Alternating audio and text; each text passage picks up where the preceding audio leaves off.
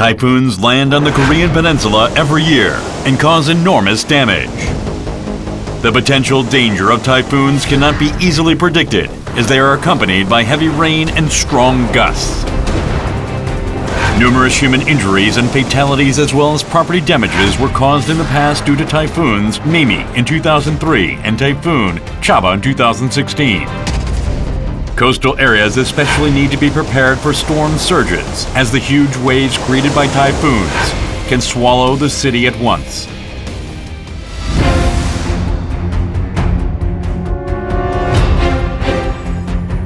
In case of a typhoon attack, the power of the storm surge becomes stronger. In Korea, high and low tides occur twice daily, when the sea level rises and when the sea level falls, respectively. If a typhoon comes during high tide, when the sea level has risen, the risk of storm surge is greater. Let us take a look at the process of storm surge. Typhoons, a form of strong low pressure, move inland with an abnormal rise in the sea level and thus raise the sea level. The wave height generated by strong winds is added to this, resulting in a huge wave known as storm surge over the coastal area.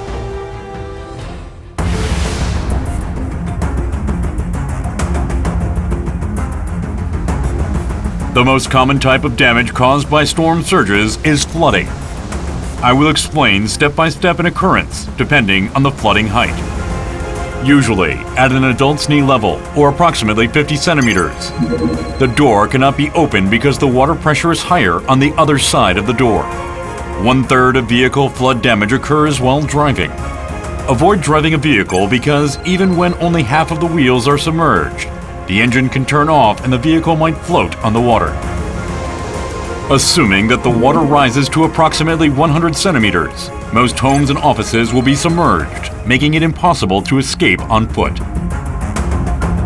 At approximately 150 centimeters, the ground floor of the building is mostly submerged, and water level becomes life-threatening for the occupants. In fact, in 2003, the coastal area of Masan Hapogu Changwon was flooded up to the second floor of buildings owing to Typhoon Mimi. At that time, the estimated sea level in Masan area was approximately 180 centimeters, but the actual sea level recorded was up to 439 centimeters due to the storm surge. Severe damages occurred simultaneously due to the high waves that turned into water bombs hitting the city.